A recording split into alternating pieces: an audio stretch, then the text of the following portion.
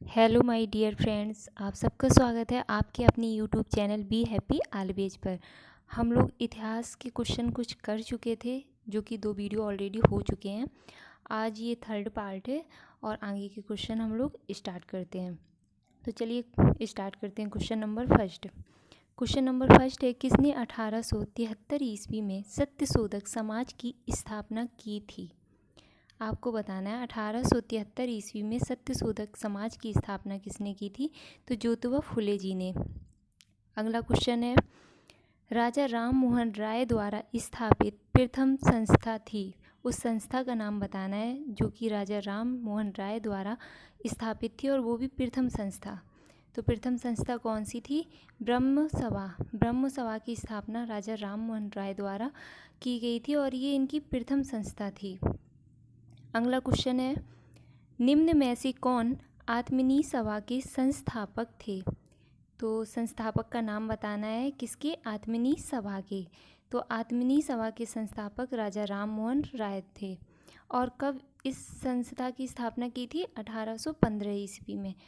अगला क्वेश्चन है, भारतीय ब्रह्म समाज के संस्थापक थे।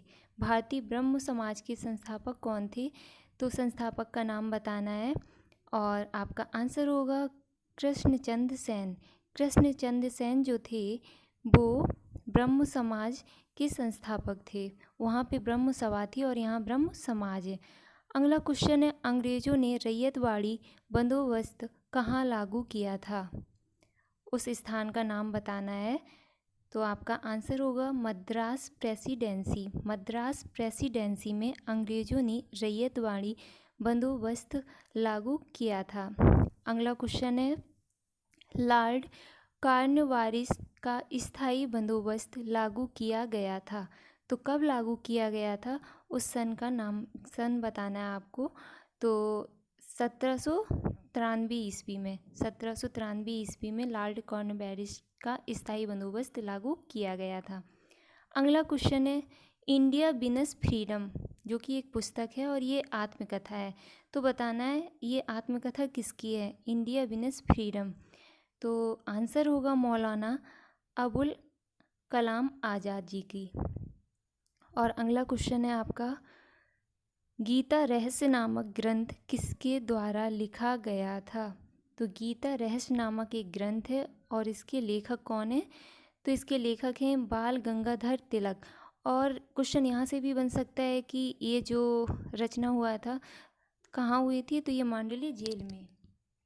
अगला क्वेश्चन है, सूची 1 को सूची 2 से सुमेलित करना है। तो बारदोली, चौरी चौरा कांड, यरबदा और नो आखली। तो ये स्थान बताने हैं कहाँ पे हैं। तो बारदोली आपका गुजरात में है। चौरा चौरी कांड ये तो सभी को पता होगा उत्तर प्रदेश में है। और आपका जो यरबदा है तो ये महाराष्ट्र में, और नो आखली है वो आपका पश्चिम बंगाल में। तो यहाँ से इनका जो सुमेलित होगा वो बरदोई गुजरात, चौरा चौरी उत्तर प्रदेश, यरबदा महाराष्ट्र और नो ओखली आपका पश्चिम बंगाल। अगला क्वेश्चन है, निम्न कूट का उपयोग करते हुए निम्न आंदोलनों को तिथि क्रम के अनुसार सही स्थान पर लिखिए। मतलब सबसे पहले कौन सा आंदोलन हुआ था, उसके बाद कौन सा, तो इस हिसाब से इनका क्रम लिखना है। तो सबसे पहले आपका कब क्या हुआ था? सबसे पहले आपका खिलाफत आंदोलन हुआ था, उसके बाद आपका असहयोग आंदोलन हुआ था, यानी कि सबने अवज्ञा आंदोलन जो है वो 1930 ईस्वी में, खिलाफत आंदोलन 1919 ईस्वी में, असहयोग आंदोलन 1920 ईस्वी में और भारत छोड़ो आंदोलन 1942 ईस्वी में। तो सबसे पहले आपका सेकंड आएगा, उसके बाद आपका थर्ड आएगा, उसके बाद आपका फर्स्ट आएगा और फोर। तो यहाँ से जो सही ऑप्शन होगा वो सी हो जाएगा, क्योंकि सी में दे रखा है आपका सेकंड, थर्ड, फर्स्ट और फोर। अगला क्वेश्चन है आपका, आज़ाद हिंद फौज का प्रथम सेनापति था, यानी कि आज़ाद हिंद फौज का प्रथम सेनापति कौन था? उसका नाम बताना है। तो कौन था? मोहन सिंह। मोहन सिंह आज़ाद हिंद फौज के प्रथम सेनापति थे। अगला क्वेश्चन है, जय हिंद किसका नारा था? वैसे सभी को यही पता है सुभाष चंद्र बोस का नारा था, बट ये इनका नारा नहीं था, ये नारा था आबिद हसन सफरानी जी का। इसकी घोषणा की थी सुभाष चंद्र बोस जी ने। जय हिंद का नारा किसका था? तो इसकी घोषणा सुभाष चंद्र बोस जी ने की थी। और अगला क्वेश्चन है, आज़ाद हिंद फौज का प्रथम कार्यालय कहाँ स्थित है? तो इनका प्रथम जो कार्यालय है वो रंगून में स्थित है। और कब स्थापना हुई थी? 1944 ईस्वी में। अगला क्वेश्चन है, किसने कहा था तुम मुझे खून दो मैं तुम्हें आज़ादी दूंगा?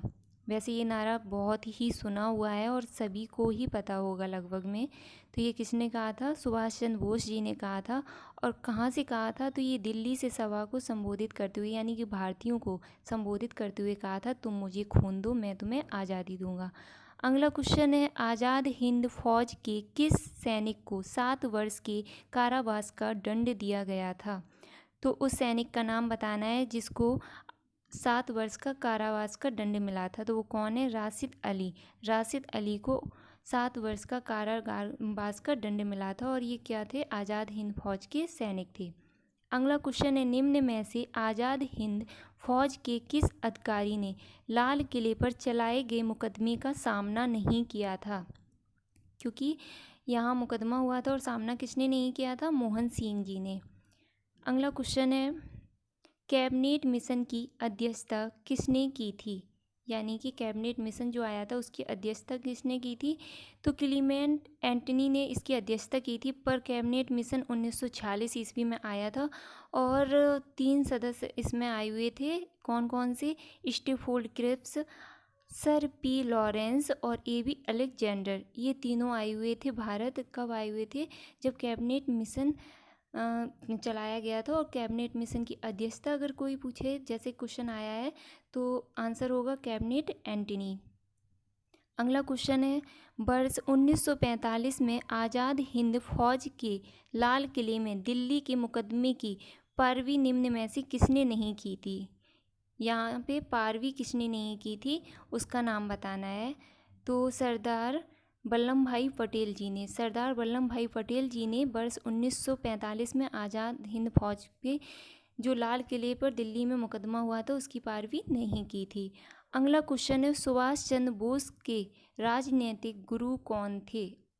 तो सुभाष चंद्र बोस जी के राजनीतिक गुरु का नाम बताना है। तो गुरु कौन थे? C.R. दास। C.R. दास जो थे वो सुभाष चंद्र बोस के राजनीतिक गुरु थे। अगला क्वेश्चन है, 1946 में बनी अंतरिम सरकार में डॉक्टर राजेंद्र प्रसाद के पास कौन सा विभाग था? 3 विभाग दिए गए हैं बट बताना है डॉक्टर राजेंद्र प्रसाद जी के पास कौन सा विभाग था? तो खाद्य तथा कृषि विभाग। और विदेश मंत्रालय तथा राष्ट्रमंडल संबंध किसके पास था? तो पंडित जवाहरलाल नेहरू के पास था। अगला क्वेश्चन है, भारत के स्वतंत्र होते समय इंग्लैंड के प्रधानमंत्री थे, यानी कि जब भारत स्वतंत्र हुआ था उस समय इंग्लैंड के प्रधानमंत्री कौन थे? तो इंग्लैंड के प्रधानमंत्री कौन थे? Clement Antony. Clement Antony England के प्रधानमंत्री थे जब भारत स्वतंत्र हुआ था। अगला क्वेश्चन है, ब्रिटिश सरकार ने जून 1948 तक भारत छोड़ो की घोषणा की थी। तो कब घोषणा की थी? तो ये घोषणा की थी फरवरी 1947 में। और ब्रिटिश सरकार ने क्या कहा था? जून 1948 तक भारत छोड़ो। यानी कि ब्रिटिश सरकार ने 1948 में भारत छोड़ो की घोषणा की थी। तो कब की थी? फरवरी 1947 में। अगला क्वेश्चन है, भारतीय स्वतंत्रता अधिनियम ब्रिटिश संसद द्वारा पारित किया गया था। तो ब्रिटिश संसद द्वारा भारतीय स्वतंत्रता अधिनियम कब पारित किया गया था? जुलाई 1947 ईस्वी में। अगला क्वेश्चन है, भारत विभाजन के संदर्भ में 1947 में नियुक्त सीमा आयोग की अध्यक्षता किसने की थी? तो किसने की थी? रेड क्लिफ ने। रेड क्लिफ ने भारत विभाजन के संदर्भ में 1947 में संयुक्त सीमा आयोग की अध्यक्षता की थी। और भारत पाकिस्तान के बीच जो सीमा रेखा है उसका नाम भी रेड क्लिफ है। अगला क्वेश्चन है, भारत की विभाजन का वल्कन प्लान उपज है, यानी कि किसके मस्तिष्क में भारत विभाजन का ये प्लान आया था? तो उसका नाम बताना है। और ये प्लान आया था लॉर्ड माउंटबेटन के मस्तिष्क में। लॉर्ड माउंटबेटन, उत्तर क्या होगा? लॉर्ड माउंटबेटन के मस्तिष्क का। अगला क्वेश्चन है, कस्तूरबा एवं महादेव देसाई की समाधियाँ किस परिसर में स्थित हैं? कह सकते हैं कि कस्तूरबा और महादेव देसाई की समाधियां हैं वो कहाँ हैं? कस्तूरबा कौन थी? तो महात्मा गांधी जी की पत्नी थी। और महादेव देसाई की समाधियां, तो इन दोनों समाधियां कहाँ थी? आगा खां पैलेस में। और ये पैलेस कहाँ है? पूना में। क्योंकि क्वेश्चन दोनों बन सकते हैं इसलिए आंसर एक में ही दोनों है। अगला क्वेश्चन है, टीपू सुल्तान ने अपनी राजधानी बनाई, यानी कि टीपू सुल्तान ने अपनी राजधानी किसे बनाया था? तो टीपू सुल्तान की राजधानी का नाम बताना है। और यहाँ पे 4 ऑप्शन दिए गए हैं। सही आंसर क्या है? श्रीरंगपट्टनम में। श्रीरंगपट्टनम में टीपू सुल्तान ने अपनी राजधानी बनाई थी। तो यहाँ से आपके क्वेश्चन कंप्लीट होते हैं। क्वेश्चन पसंद आए हों तो प्लीज़ कमेंट करके बताइएगा और अपनी राय भी कमेंट्स बॉक्स में अवश्य दीजिएगा। तो thank you all of you. Video कैसा लगा ये प्लीज़ बताइए और चैनल को लाइक शेयर सब्सक्राइब करना मत भूलिएगा, क्योंकि ये आपकी एग्ज़ाम के पॉइंट से बहुत ही इम्पोर्टेंट है। Thank you.